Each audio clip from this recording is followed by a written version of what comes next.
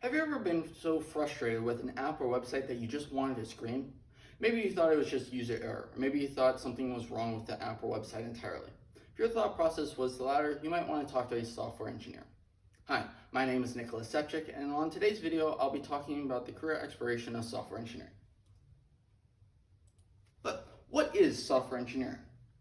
Well, a software engineer is a person who writes the instructions of a computer. They build the software, and then once integrated with the hardware, creates great products. Now, there's a lot of research and design that goes into such products. You might have heard of Silicon Valley before. This is a hub for software development where a lot of money goes into.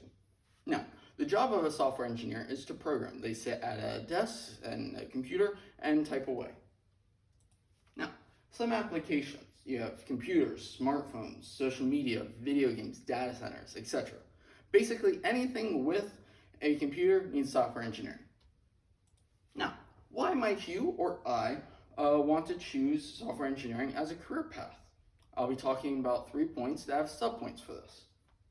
First up, reason number 1, massive growth. Now, a huge increase is to be expected, but by how much?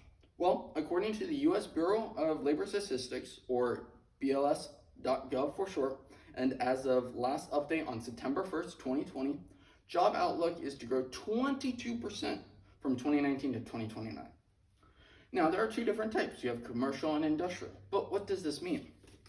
Well, according to Matthew Charter, senior software engineer who wrote a blog for brightmachines.com on May 3rd, 2019, said that the biggest difference between industrial and commercial software engineers are the programming languages they use. Commercial engineers use Python, C#, JavaScript. You've mostly heard of these. Whereas industrial uses much older languages such as structured text and ladder design. Now, it's supposed to be the area of major growth. Well, that is AI. To support this idea, the article named 9 Software Development Trends in 2021 to Watch For Now, written by Alexei Makarov for Forbes.com on October 14th, 2020, said that deep learning, machine learning, speech processing, and more are to be used more in e-commerce, healthcare, education, and entertainment apps. This field is ever growing and does not look to be stopping. Now, this leads into reason number 2, monetary value. Now, software engineering is a salary job, but by how much do they make, and is it way over the average?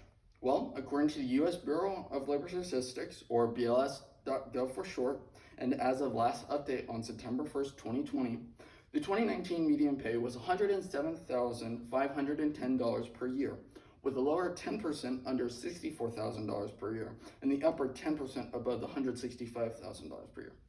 Now, this median is way above the average household income of $62,860 as for the year of 2018 to 2019, as stated in the United States Census Bureau, or census.gov, which was a report on household incomes by Gloria Guzman. Now, this leads you into saving some reinvestments. But what does this mean? Well, with all this excess money, you're actually able to save. You're not living paycheck to paycheck. It's great that way. Now, leading into reason number 3, challenges. But challenges are everywhere.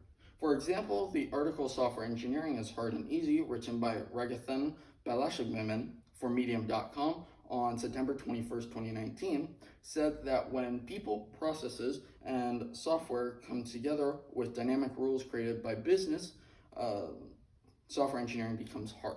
Now, what does this mean? Well, basically the complexities deal with the code. A lot of debugging needs to happen. Code doesn't tell lie, but it also doesn't tell truth. It's very tricky on the internal side. Now, this leads into you need problem-solving skills and then therefore teamwork skills. Without these skills, you would not be able to do software engineering properly. Now, for recap, 3 reasons why you might want to do software engineering is massive growth, massive monetary value, and challenges that lead to teamworking skills. Now, do you have what it takes to become a software engineer?